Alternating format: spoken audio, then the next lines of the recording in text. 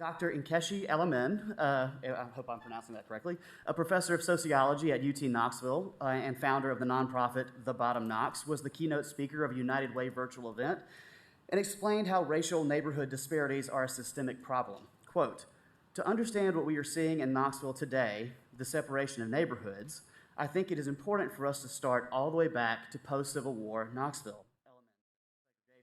While Northern politicians enacted zoning as a mechanism for protecting and enhancing property values, Southern politicians were testing its effectiveness as a means of enforcing racial segregation. Southern cities persisted in seeking a legally defensible way to use zoning to control Black residential change.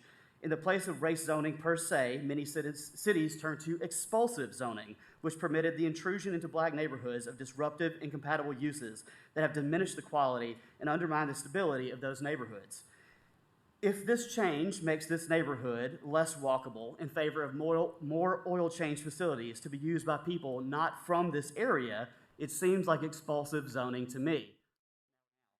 Exclusionary zoning laws essentially trap many Black families into low-income neighborhoods by pricing them out of the richer ones. Ending residential segregation using these grant funds would allow Americans to move from poor neighborhoods or cities to richer ones and allow low-skilled workers to find better-paying jobs.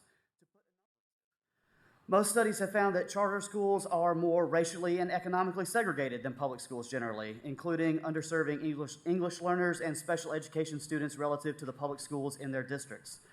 A study conducted by the UCLA Civil Rights Project in 2006 found that Black males are over 3 times more likely to get suspended or expelled from charter schools than their white peers, and that nearly 50% of Black students attending a charter school were enrolled in schools where the suspension rate for Black students was about 25% annually.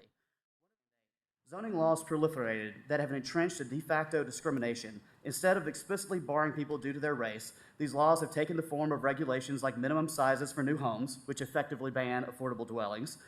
Localities have also weaponized seemingly neutral regulations that make the cost of development so exorbitant so that the only profitable types of homes to build are large or luxury units, which we can see happening all over Knoxville right now. Knoxville has burned-in boundaries where people of varying social status and color live. It's called a red line map, and it was created in the New Deal era. Banks giving out loans in that era declared neighborhoods like East Knoxville, quote, red. That's where low-income whites, immigrants, and Black people lived. The red designation signified to banks in that time those people might default on their loans, although in reality their rates were not higher, rates of default. For people who were in the red zones, it made it impossible for them to rebuy or refinance, Elamin said.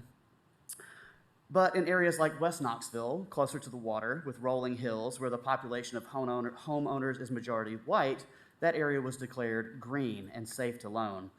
Those neighborhood disparities and housing trends still exist today, but that doesn't mean the inequities have to be there in the future. These grants can be a small step towards justice if applied appropriately.